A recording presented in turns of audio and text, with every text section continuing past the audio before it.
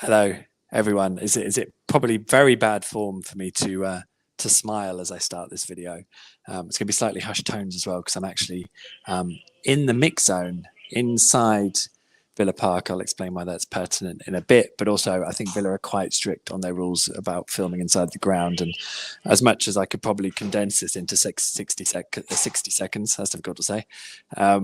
You probably don't want to see a steward, curtailing me halfway through this report. Anyway, that's the scoreline, which is kind of what it is. Norwich lost 2-0. They conceded in the first half, and then again late on in injury time. In fact, a goal that Emi Buendia helped create.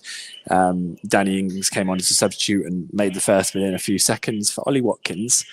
And then the second one, as I said, in injury time, was scored at the end of the game. Was scored by Danny Ings. That's right. Ollie Watkins scored the first.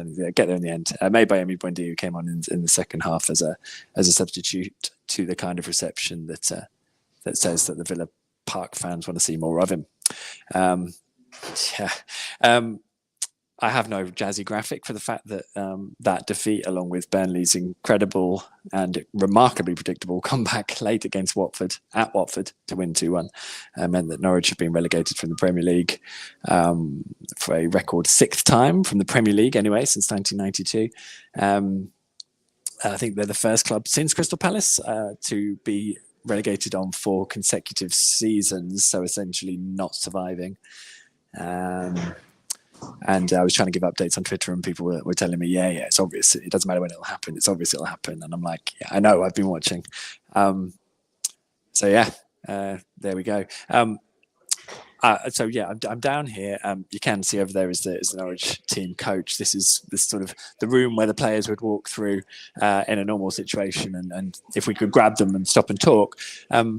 The reason why this feels like a good second best to where I'd been speaking to before is the simple fact that I remember sitting down here where the bottle of water is, and Teemu Pukki and Tim Krul coming in.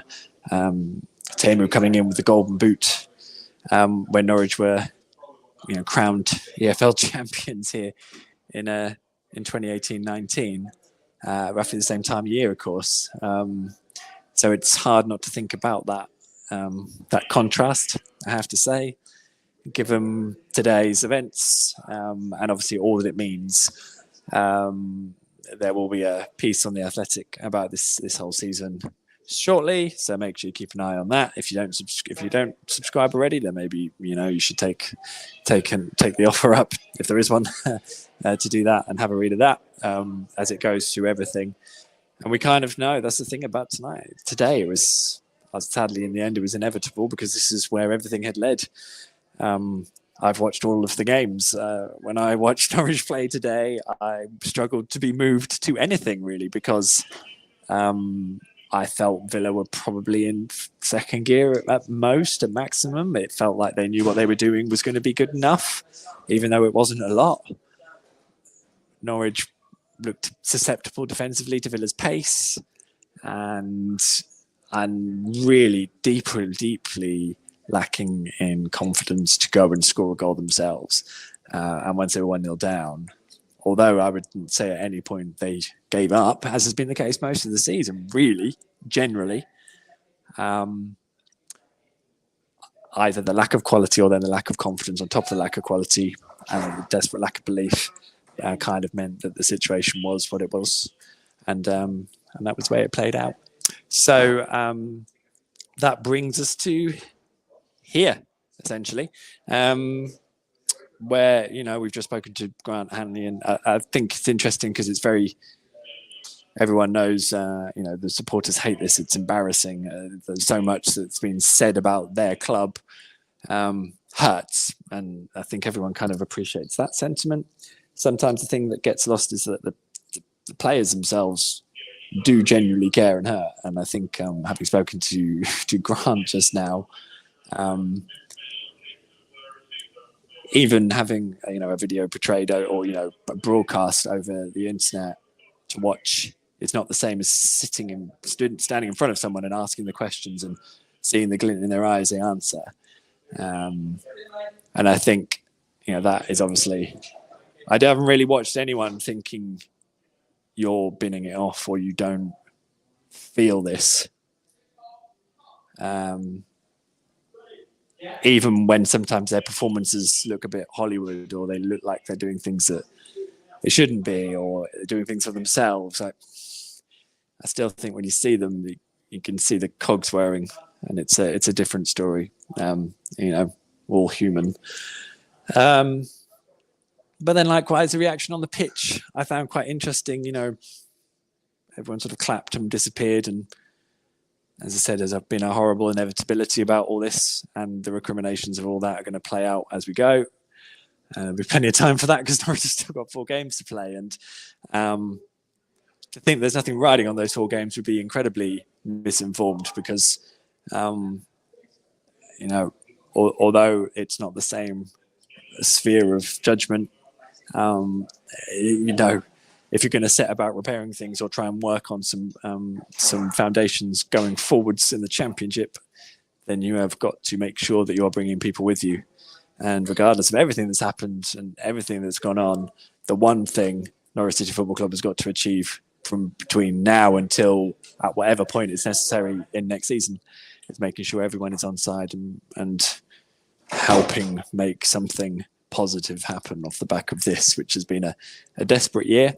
And again, I wouldn't undermine or underestimate the effort it will take to blow all this out of the system, because it's been pretty brutal and hasn't come with the caveats of 2 years ago of, we were silly, we were naive, we're in the middle of a pandemic, we had no supporters. This was just played out and not good enough. And the bar is so much higher to prove that they can do something better off the back of it. I don't really think there's much to reflect on the game. Sam Byron played at centre-back. It was quite amusing being level with the back line during the first half, because there were times when he was dropping a little bit deeper, as only someone who has probably never really played centre-back would do. He, was unfortunate, I thought, with the goal in dealing with Ollie Watkins' shot, but ultimately it was Brandon Williams' slip that created the opportunity in the space. And that's unfortunate because, of course, Demi-Yanulis has dropped again to let Brandon Williams play. Now Norwich are relegated. I wouldn't play a lone player. I do not see the point, as good as Brandon's been. What is the point now of playing him, Matthias, Billy Gilmore?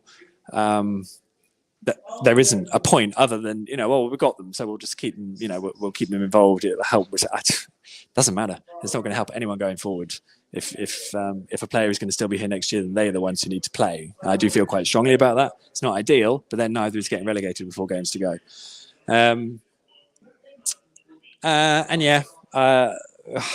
There's really nothing to say about the performance. Dean Smith felt that Norwich played pretty well today, and it wasn't really a performance to sort of rubber stamp their relegation. But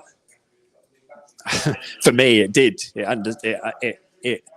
It stamped the things like Norwich lacking the quality and the belief and the confidence, and the opposition knowing that they're probably going to be all right. And if they need to find a gear, they probably will. And that has been a sorry, repetitive theme of the entire season. So there we go. I have nothing to add. It's all pretty sorry, not somber. No one's crying, but it's a very sorry situation. And I don't think there's much more to be said. So I hope you'll have a lovely evening.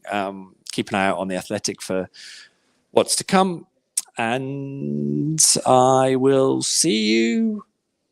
What is it? West Ham on Sunday? Next Sunday? I mean, yeah, does it matter? Let's remove that. Sorry, it hasn't got a special, relegated symbol by it, but I think we all know the result, don't we? Can I just say that Burnley coming back when they were 1-0 up. So Watford were 1-0 up. It was 1-0 here. It's about 10, 15 minutes to go. I was like, I know exactly what is happening here. I don't know how these things become so obvious. Then they equalised and you're like, it's definitely happening. So there we go. Right, I'll give the Villa sponsors some love because obviously they need that. And here's a nice sign that says, "Welcome to Villa Park." Here's Simon, who's doing some stellar work. I hope he doesn't get sacked for being on the video by Mr. Holker. And I'll see you soon. Take care of yourselves. Brush up on the Championship. Well done to Mr. Paul Warne for getting Rotherham back up. That is one reunion I am already looking forward to. Well, I don't know if you want me to cry. I'm not going to cry. There are more important things in the world, but What a ridiculous season. Horrible. Never known anything like it. Onwards. See you soon. Checking out.